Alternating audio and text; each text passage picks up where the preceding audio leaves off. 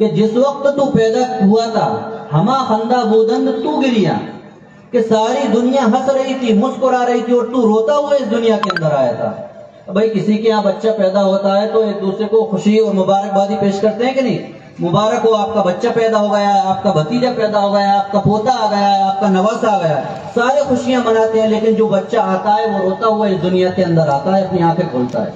तो कहा कि हम चुनाजी कि जिंदगी इस तरीके से गुजार कि वक्त मुर्दाने तू, जब तेरी मौत का वक्त आ जाए, हमा गिरिया शवंद तू कंदा, तू तो हंसता हुआ जाए और सारी की सारी दुनिया उस पर आंसू बरसा रही हो।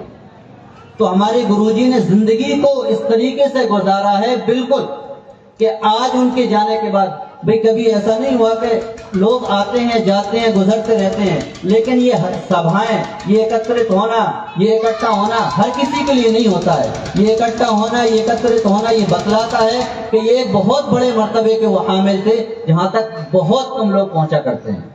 इसी का है ना कि हमारा जो देश है बहुत से खुशबुओं का एक गुलदस्ता है, बहुत से खुशबुओं का गुलदस्ता है। हर समाज इसके अंदर रहता है, सिख रहते हैं, जैन रहते हैं, बुद्ध रहते हैं, क्रिश्चियन रहते हैं, मुस्लिम रहते हैं, हिंदू रहते हैं, कुछ भी रहते हैं।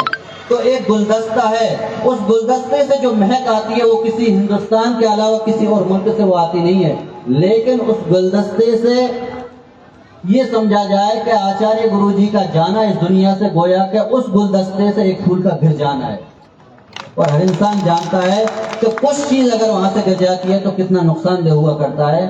तो आचार्य जी का जाना ये हमारे लिए बड़ी दुखद की बात है। अब हमें अपने आप को अगर जिंदा रखना है तो उनके जो बताए हुए विचार हैं, उनकी जो परिभाषा है, उनके जो मार्गदर्शक है, उनकी जो तालीमात है, उनको अपनी जिंदगी के अंदर उतारना है ताकि हम उनको खुश होने का मौका दे सकें। उन्होंने तो हमारी खातिर सारी दुनिया को त्याग दिया था, अमरकंटक पहाड़ के अंदर जाकर रहने लगे थे, बस गए थे, सब कुछ त्याग दिया था। लेकिन इंसान को कब खुशी होगी? जबकि उसकी करनी सफल हो। उनकी करनी सफल जब होगी जब जो मार्गदर्शक बतला गए थे उसको हम अपनी जिंदगियों के उतारें, उसकी जिंदगियों को में ढालने के मुताबिक अपनी जिंदगी को गुजारें। अल्लाह रब्बुल इज्जत हम सबको कहने सुनने से ज्यादा अमल की तौफीक अता फरमाए। और अल्लाह ताला, मैं तो दुआ करता हूँ कि तमाम इंसानों को, पूरे के पूरे भारतवर्ष को कोई ना कोई एक ऐसा शख्स दे जो उनका बदल बन सके। वाकई कोई बदल तो उनका नहीं हो सकता है, लेकिन कुछ ना कुछ ऐसा अपना साया कर दे जिसकी वजह से हम पर जो एक साया उठ चुका है बड़े का, वो कुछ ना कुछ हमें ढांप सके। अल्लाह ताला हम सबको कहने सुनने से ज्यादा अमल की तौफीक अता फरमाए। और बहुत बहुत शुक्रगुजार हूँ कि आपने मुझ नाचीज को इस महफिल के लिए बुलाया।